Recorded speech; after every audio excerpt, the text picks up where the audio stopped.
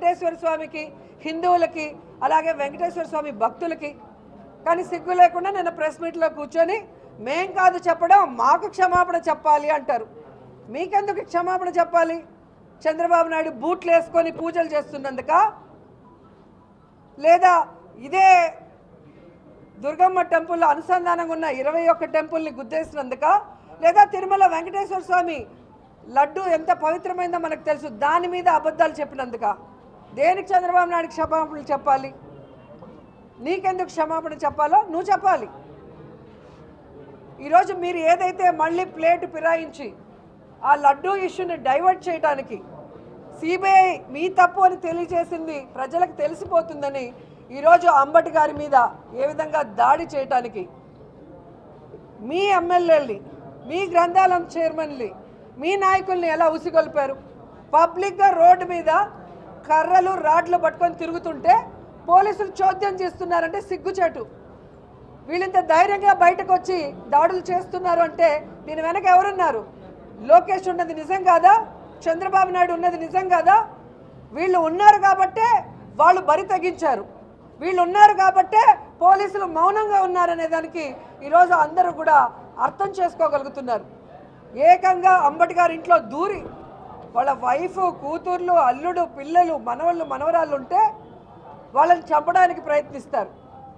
మళ్ళీ సిగ్గు లేకుండా ప్రెస్ దగ్గరకు వచ్చి మేము దాడి చేశాం, ఇలాగే చేస్తాం, మళ్ళీ మాట్లాడితే ఇంకా కొంతమందిని తీసుకొచ్చి ఇంకా పెద్దగా చేస్తామని ఒక ఎమ్మెల్యేగా ఒక మహిళ మాట్లాడుతుంటే ఆమె మీద, ఆమె మొగుడు మీద ఇంతవరకు కేసు లేదు. వీడియోల్లో వాళ్ళు పగలగొట్టడం కానీ, వాళ్ళు దాడి చేయడం కానీ, వాళ్ళు మాట్లాడిన విధానానికి ఒక్క కేసు కూడా పెట్టకుండా బాధితుడైన అంబటి గారి మీద కేసు పెట్టడం ఎంతవరకు సమంజసమని నేను అడుగుతున్నాను. అలాగే ఇక్కడ జోగి రమేష్ గారి ఇంటి విషయానికి వస్తే 18 నెలలుగా కుటుంబ సభ్యులు మొత్తం మీద ఈరోజు కక్ష సాధింపు చర్యలు చేస్తున్నారు. మొదటగా జోగి రమేష్ గారు వాళ్ళ బ్రదర్ మీద కల్తీ మద్యం కేసు అని చెప్పి అక్రమ కేసు బనాయించి జైల్లో పెడతారు. వాళ్ళ కొడుకు రాజీవ్ మీద కేసు పెడతారు. సాక్షాత్తు వాళ్ళ సతీమణి మీద కేసు పెడతారు. ఇవి చాలదన్నట్టు గతంలో ఇంటి మీద దాడి చేశారు. ఈరోజు ఏకంగా పెట్రోల్లో యాసిడ్ కలిపి విసిరివేస్తున్నారు.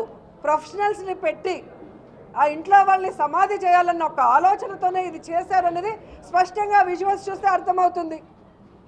ఏం మాట్లాడేశారు అంబటి గారు, జోగి రమేష్ గారు అంత ఘోరంగా నేను అడుగుతున్నా. ఏదో వాళ్ళు తిట్టారు కాబట్టి మేము దాడులు చేశామని సిగ్గు లేకుండా సమర్థించుకుంటున్నారు. ఏం తిట్టారో చెప్పండి. అలా తిట్టిన వాళ్ళ ఇళ్ళ మీద రాళ్ళు వేయాలి, తగలబెట్టాలి అంటే సాక్షాత్తు ప్రధానమంత్రి గారిని నీచాతి నీచంగా మాట్లాడిన చంద్రబాబు నాయుడు ఇంటిని ఏం చేయాలి? మోడీ గారి గురించి, వాళ్ళ భార్య గురించి, వాళ్ళ తల్లి గురించి నీచాతి నీచంగా మాట్లాడాడు చంద్రబాబు నాయుడు. హిందీ రాకపోయినా ఆ హిందీలో అదే సాక్షాత్తు ప్రధానమంత్రి మోడీ గారిని బాలకృష్ణ మాట్లాడాడు. మరి ఆయన ఇంటిని ఏం చేయాలి అని అడుగుతున్నాను. నా తల్లిని దూషించారు, 5 కోట్ల రూపాయలు ఖర్చు పెట్టి అన్ని ఛానల్స్తో దాడి చేయించారు అని సాక్షాత్తు పవన్ కళ్యాణే చెప్పాడు లోకేష్ మీద. మరి ఆ రోజు పవన్ కళ్యాణ్ మనుషులు అనుకున్నట్టే లోకేష్ ఇంటిని ఏం చేసి ఉండాలి ఒకసారి చెప్పండి. అమిత్ షా తిరుపతికి వస్తే ఏ విధంగా రాళ్లే ఇచ్చాడు, ఏ విధంగా ఆయన మీద చెప్పులే ఇచ్చాడో మీరు అందరూ చూశారు. మరి అమిత్ షా చంద్రబాబు నాయుడు ఇంటిని, ఆ వేసిన కార్యకర్తల నాయకుల ఇంట్లను ఏం చేయాలో ఒకసారి మాట్లాడండి. నా గురించి బండారు సత్యనారాయణ మాట్లాడాడు. ఎవడైనా అన్నం తినేవాడు ఆ విధంగా మాట్లాడతాడా? వాడిని ఏం చేయాలి, వాడి ఇంటిని ఏం చేయాలో ఒకసారి చెప్పండి. మీ తెలుగుదేశం పార్టీలో, జనసేనలో నీచాతి నీచంగా మాట్లాడతారు. పైన చంద్రబాబు నాయుడు నుంచి కింద స్క్రాప్ వరకు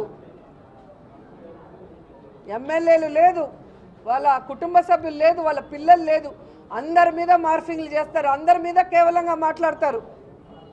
పచ్చ ఛానల్ని కూర్చోబెట్టి ప్రెస్ మీట్ పెట్టి వల్గర్గా మాట్లాడతారు. మరి మీ ఇళ్ళని ఏం చేయాలి, మీ కుటుంబ సభ్యులను ఏం చేయాలని ప్రశ్నిస్తున్నాను. మేమే రెచ్చగొడుతున్నాం ప్రజల్ని, మీరు రెచ్చగొడుతున్నారు. ఈరోజు ప్రజల్ని భయభ్రాంతులు చేస్తుంది మీరు. ఎందుకంటే ఎక్స్ మినిస్టర్లు మమ్మల్ని ప్రశ్నిస్తేనే మేము దాడులు చేస్తాం, ఎక్స్ మినిస్టర్లైనా మమ్మల్ని నిలదీస్తే ఇళ్ళు తగలబెడతామని మీరు ఈరోజు భయపెడుతున్నారు ప్రజల్ని.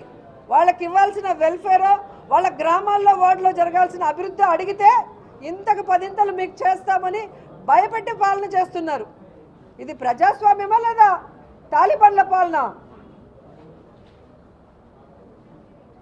అసలు ఎంత ఘోరంగా ఉందంటే జగన్మోహన్ రెడ్డి గారు వస్తున్నారు వాళ్ళని పరామర్శించడానికంటే రండి చూసుకుందాం, ఎలా వస్తారో చూస్తాం అని మాట్లాడతారు. ఎమ్మెల్యేగా ఉన్న ఆవిడ ఫస్ట్ టైం ఎమ్మెల్యే అయింది అనుకుంటా. ఎమ్మెల్యే చేసినందుకు ప్రజలకి సర్వీస్ చేయి, నువ్వు ఇచ్చిన వాగ్దానాలు నెరవేర్చు, అంతేగాని ఒక రౌడీలాగా గూండాలాగా మాట్లాడితే చూస్తూ ఊరుకుంటారు అనుకున్నావా? ఏం చేయగలిగావు? వచ్చాడుగా జగన్, జగన్ వెనక సముద్రంలో జనం వచ్చారు. ఏం చేయగలిగారు మీరు మీ పోలీసులు? ఈరోజు అడుక్కుంటున్నారు, సార్ రూట్ మార్చి రండి సార్, మా ఉద్యోగాలు పోతాయి సార్, జనాలు నిలవట్లేదు సార్ అని చెప్పి. అది జగన్. జగన్ అంటే బ్రాండ్, జగన్ అంటే ఎమోషన్. జగన్ కోసం ప్రాణాలు ఇవ్వడానికి అందరం సిద్ధంగా ఉన్నాం. మీరు భయపడితే భయపడే వాళ్ళు ఇక్కడ ఎవ్వరు లేరు. మీరు ఎంత భయపడితే అంత రెట్టింపుగా జనాలు వస్తారు జగనన్న వెనక. మీరు ఈవీఎంలతో గెలిచారనేది ప్రతి సందర్భంలో కూడా ప్రూవ్ అవుతూనే ఉంది. జగన్ ఇంట్లో కూర్చుంటే రా జగన్ బయటికి, నీకు భయం వేస్తుందా, ధైర్యం ఉంటే రా అంటారు. బయటకు వస్తేమో పోలీసులతో అడిగించుకుంటారు, అటు వెళ్ళరా ఇటు వెళ్ళరా, ఆ టైంకి రారా ఈ టైంకి రారా. అంత భయం ఉన్నప్పుడు ఎందుకు సవాళ్ళు చేస్తారు రమ్మని? ఈరోజు మీరు రూట్ మారిస్తే మేము మారమని చెప్పడానికి చంద్రబాబు నాయుడు లోకేష్ కాదు, జగన్మోహన్ రెడ్డి గారు. జగన్మోహన్ రెడ్డి గారు వచ్చేది ఈరోజు జోగి రమేష్ కుటుంబాన్ని పరామర్శించడానికి, వాళ్ళకి అండగా నిలబడటానికి వస్తున్నారు. కాబట్టి మీరు ఏ రూట్లో రమ్మన్నా ఆయన వస్తారు, ఆయనకి ఇబ్బంది లేదు. ఆయన ఎటు వస్తే జనంది అదే రూటు, అలాగే జగనన్న వెనక వస్తారు. అది మీరు తెలుసుకోవాల్సిన విషయం.